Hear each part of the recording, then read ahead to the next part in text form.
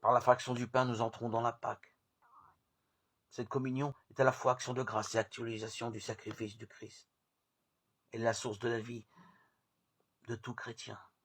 De cette fraction de pain, nous venons tout naturellement à la communion fraternelle. En obéissant à l'ordre du Christ, faites cela en mémoire de moi.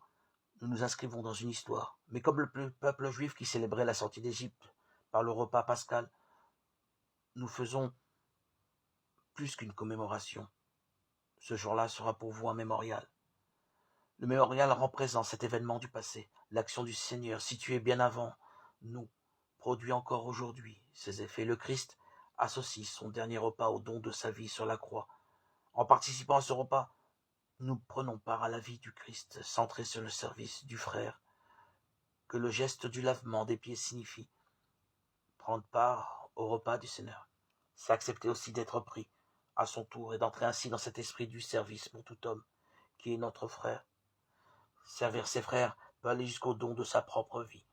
Jésus le manifeste au cours de son dernier repas. Pour autant, la prière de Jésus est une action de grâce.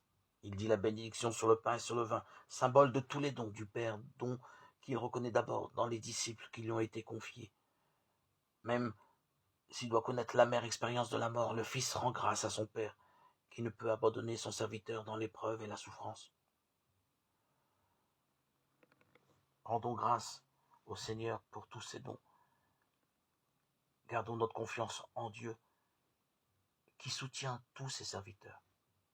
Restons-lui fidèles.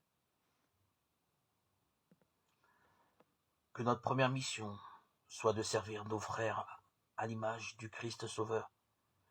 Que nous puissions vivre dans l'unité et la paix à travers le monde, par la charité que le Seigneur nous donne, en communion avec l'Esprit Saint.